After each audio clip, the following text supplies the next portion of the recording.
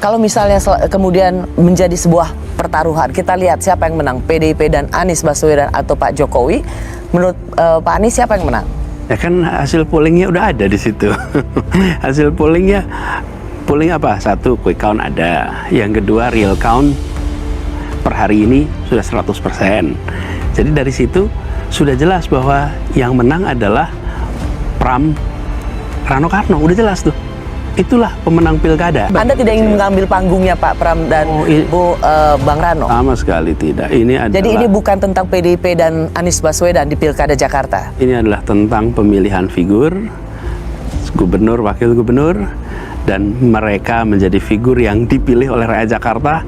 Dan saya bersyukur sekali bahwa ternyata yang saya pilih itu adalah juga yang dipilih oleh rakyat Jakarta. Elektabilitas mantan Gubernur DKI Jakarta Anies Baswedan masih berpengaruh untuk perolehan suara pasangan paslon Gubernur dan Wakil Gubernur DKI Jakarta nomor urut 3, Pramono Anung Rano Karno. Masih berpengaruhnya Anies Baswedan terhadap pasangan Pramono Rano sama seperti pengaruh Jokowi dan Presiden Republik Indonesia Prabowo Subianto ke suara Ridwan Kamil. Sekecil atau sebesar apapun peran Anies Baswedan, pasti ada pengaruhnya untuk pasangan Pramono Rano. Apalagi banyak warga Jakarta yang merasa puas dengan kinerja Anies saat menjabat sebagai Gubernur DKI Jakarta. Tidakkah terlalu dini untuk mengatakan bahwa suara unggul Pramono Rano di pilkada kemarin itu terlalu dini untuk mengatakan ini pasti satu putaran dan kemenangan itu pada Mas Pram dan Bang Rano?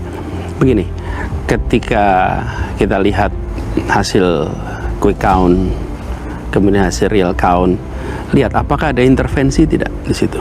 Sejauh ini kita tidak melihat ada intervensi yang serius. Apakah 100% bersih, jujur, adil? Selalu ada masalah. 1-2 pasti ada. Tapi apakah ada usaha yang sistematis untuk memenangkan Pram dan Dul sehingga angka 50,7% itu adalah hasil intervensi? Saya rasa tidak. Hal yang sama juga dirasakan oleh Partai Keadilan Sejahtera yang mengakui ada kekuatan dari ex-mantan Gubernur DKI Jakarta Anies Baswedan yang membantu pemenangan pasangan Cagup-Cagup Jakarta nomor urut 3 Pramono Anung Rano Karno di Pilkada Jakarta. Pengaruh Anies atau dari anak abah itu memang merupakan fakta dan harus diakui.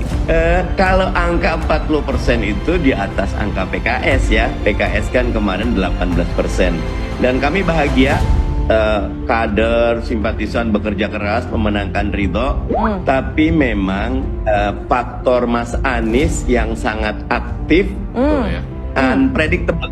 Tadinya kami berharap netral gitu loh, tapi ternyata seminggu terakhir kalau saya nggak salah agak ngebut kampanye buat Mas Pram. Jadi itu tidak kami nggak ngira gitu, Mbak Putri. Kemenangan Pramono Rano di Pilkada Jakarta juga berhasil diraih atas efek kekuatan dari mantan Gubernur DKI Jakarta Anies Baswedan itu. Ia menyebut kekuatan atau pengaruh Anies Baswedan lebih besar dibandingkan pengaruh Ahok dalam memenangkan Pramono Anung dan Rano Karno. Bahkan efek Anies Baswedan menurut Burhanuddin Muhtadi sampai ke kota-kota penyangga DKI Jakarta. 10% itu dari mana? Nah, saya menduga karena saya nggak punya survei lagi setelah itu Anies. Ini faktor Anies. Jadi Anies kan melakukan hal yang serupa dilakukan oleh Pak Jokowi di Jawa Tengah. Tapi konteksnya sekarang untuk membantu Pramono Anung ya.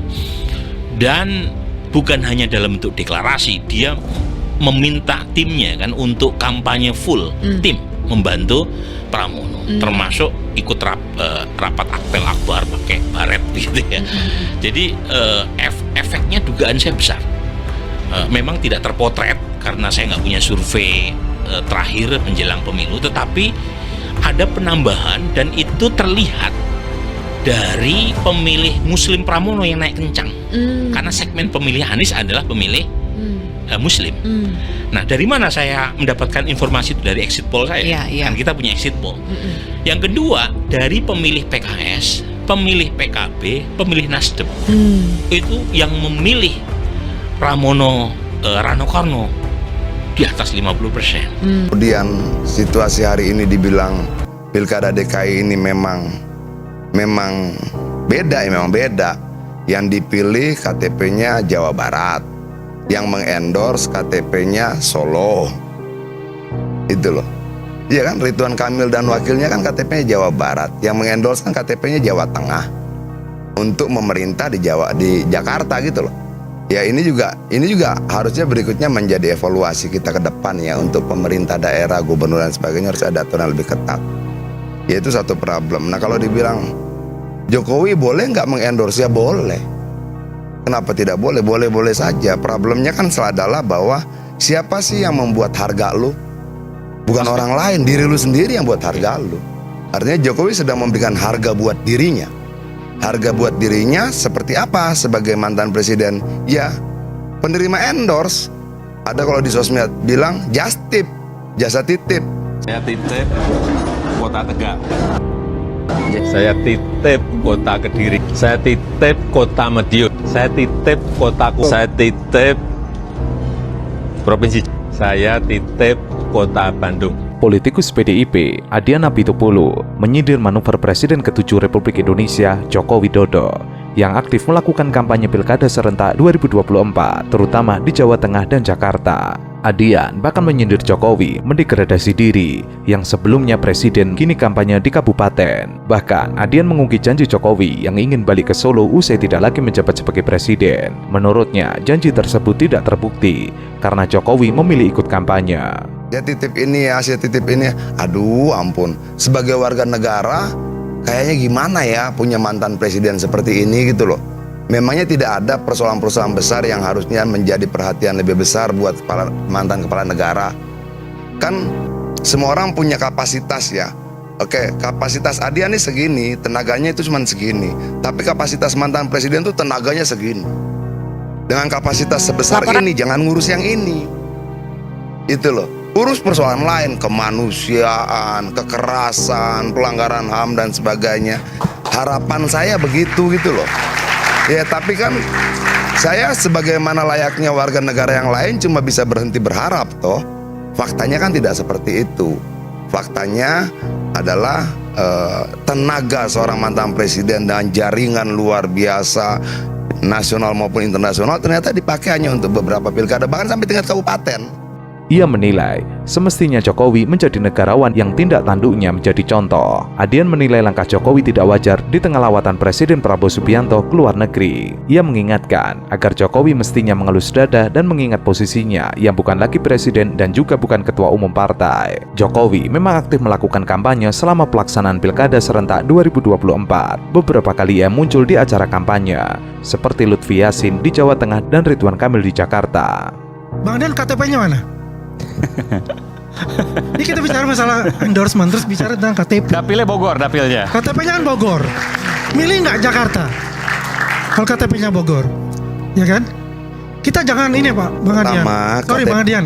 Satu persatu. Pertama KTP saya Jakarta, yang dibilang Bang Aiman tadi dapil saya Bogor. Oke, jangan disamakan. Saya ketua tim pemenangan Pilkada se-Indonesia dari PD Perjuangan. Mau disamakan sama Jokowi?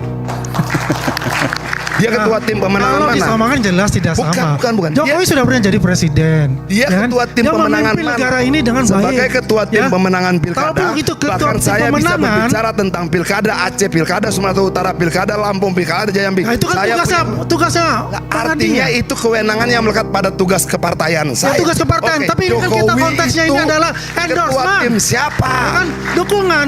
Gitu loh. Apa yang dilakukan oleh Jokowi? Gini, kita mau nyari menang atau mau nyari benar?